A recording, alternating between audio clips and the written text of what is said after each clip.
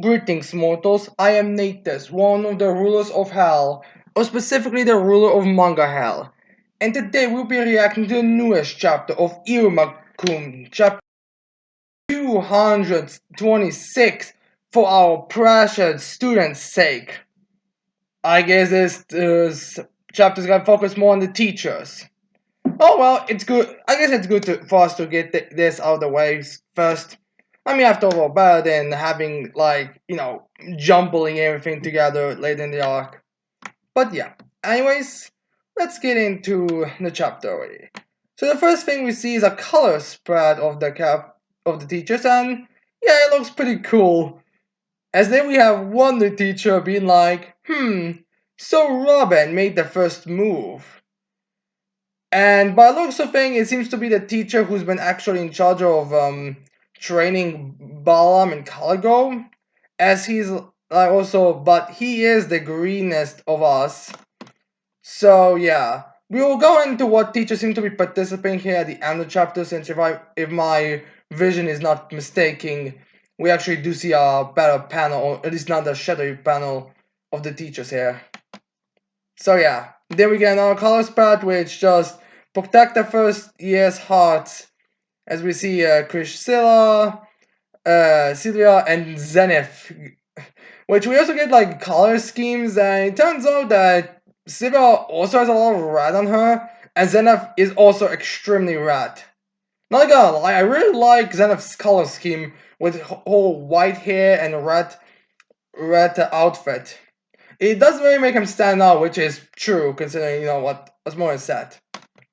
But yeah, anyways, let's get into the chapter properly. So then we have Robin using his bow, and then we have Lead being like, Robbie? In shock, and then Lead comes down a little bit, and he's like, what just happened? The exam start, and then the balloon popped before I knew it. As we see Robin getting ready for another arrow shot, and he turns to them to strike. Lee takes note of this. Robin fires it, and it heads straight to the balloon of the Cyclops demon. As Lee quickly grabs it, protects the balloon as the arrow misses. They have Lee being like, run!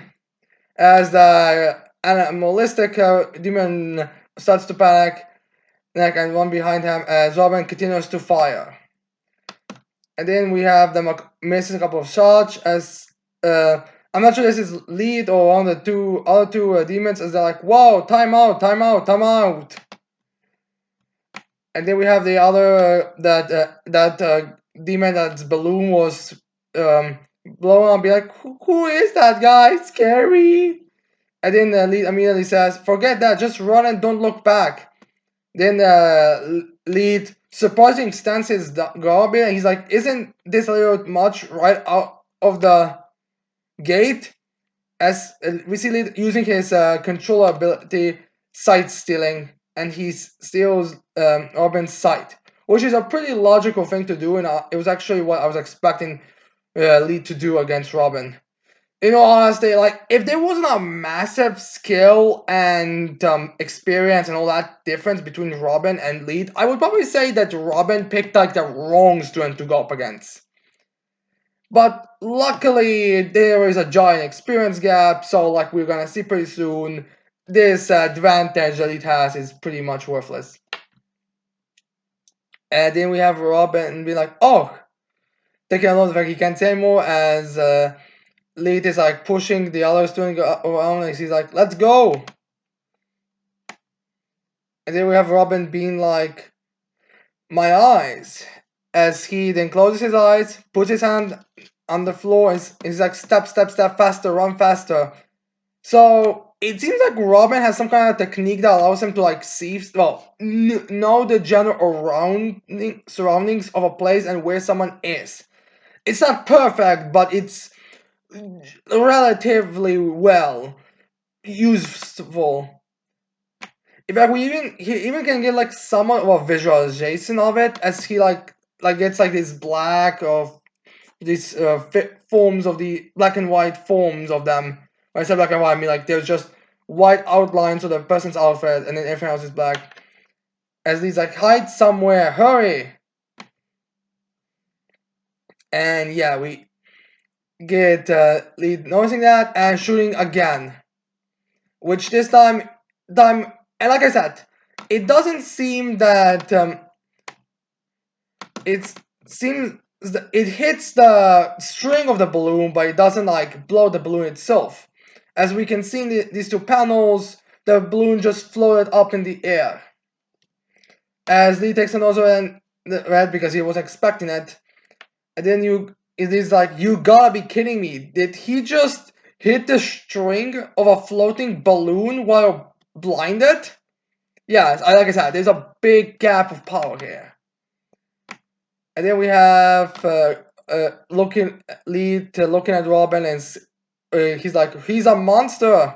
As Robin is just like, I think I hit something. So he is not sure what he exactly hit.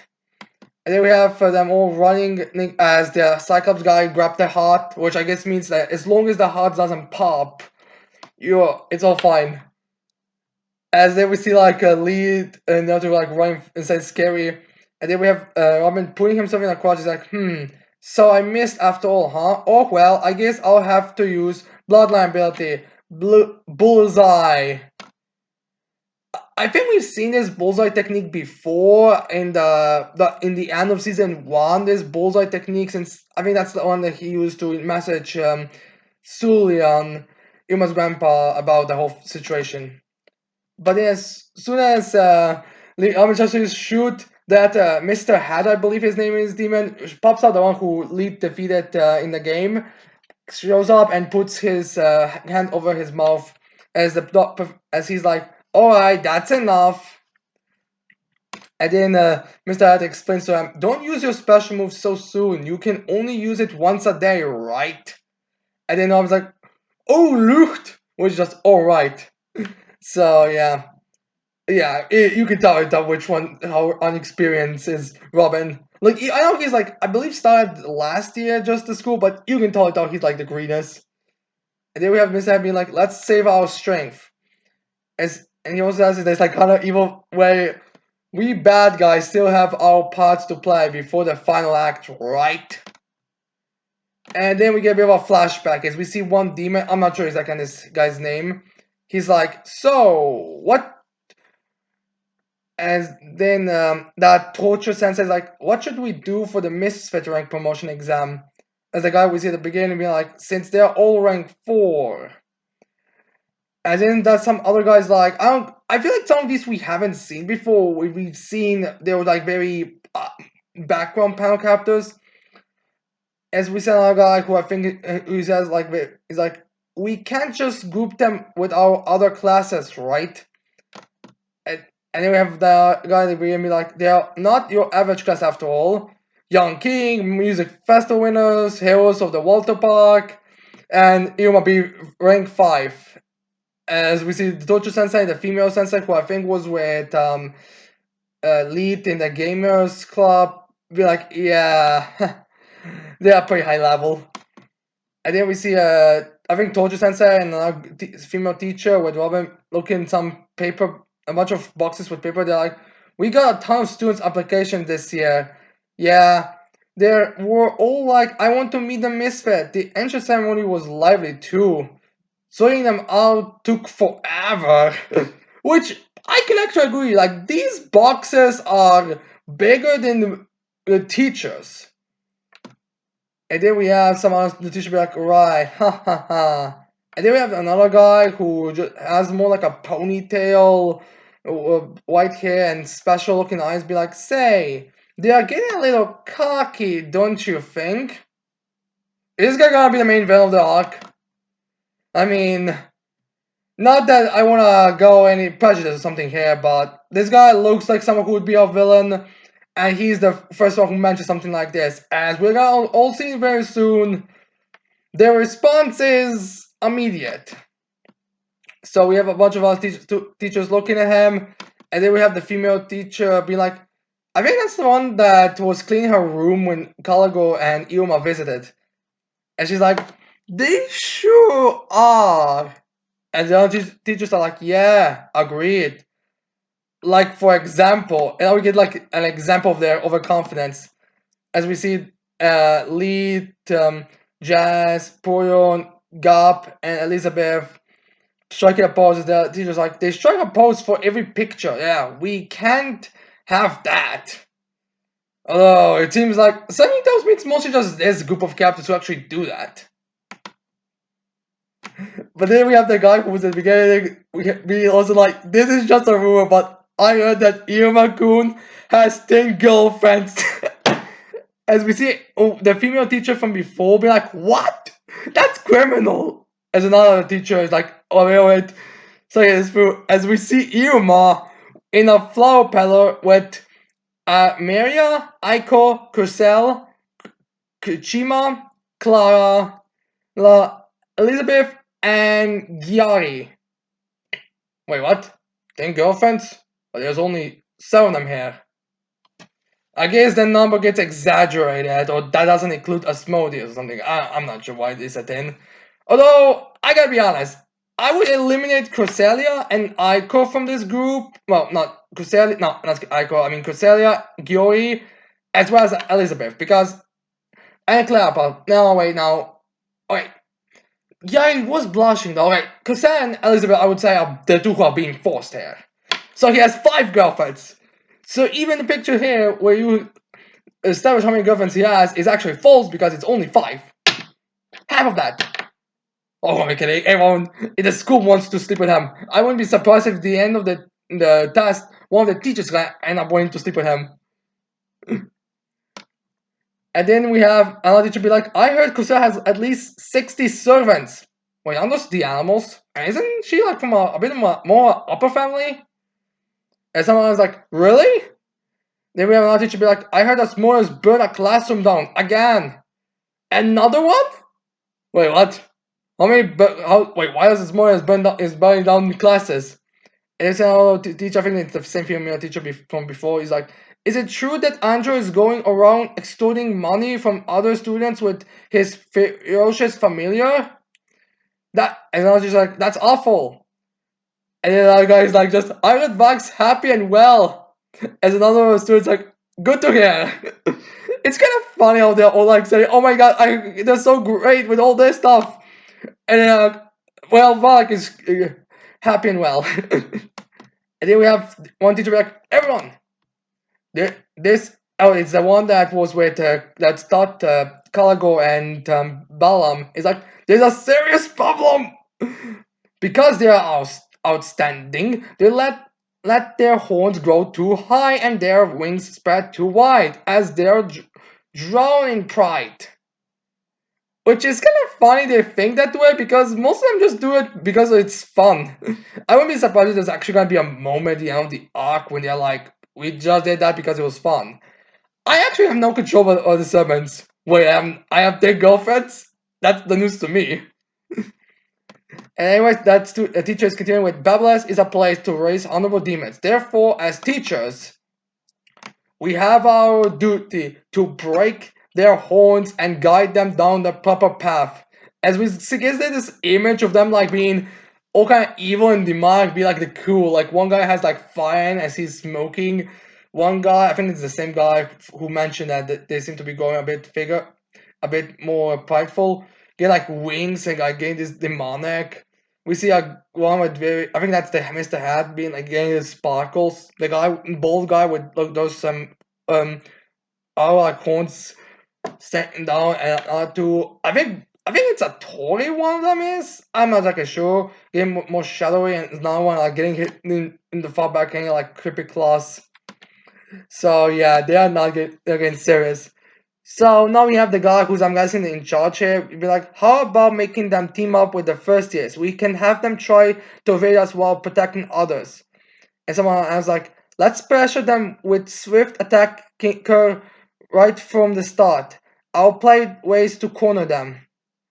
I get that playing here, and in the I think the teacher who's in charge of like perfume and all that and flowers, she's like, they're having fun. as we see Cargo's girlfriend be like, "What's with this atmosphere?" And we had we get have that teacher who is in charge of healing, or the one who can heal, being like, "I think they're enjoying this." And so like, I guess we can only go along. So I guess these three are actually like being the reasonable ones, which I guess does make sense. Although I'm pretty sure Calico's girlfriend is also supposed to be like one of the younger ones. Not sure. Although I might just get the impression from her, but I don't know. We'll get soon. Then we have Calico's teacher be like, "Let's teach those victory drunk heroes the taste of crushing defeat, shall we?" But I would really find it funny if Iruma and everyone else in the class, Mr. Class, like, "We don't think that. We just struck a cool pose because everyone's taking pictures of us." And then, yeah, we get this panel which I was talking about in the opening.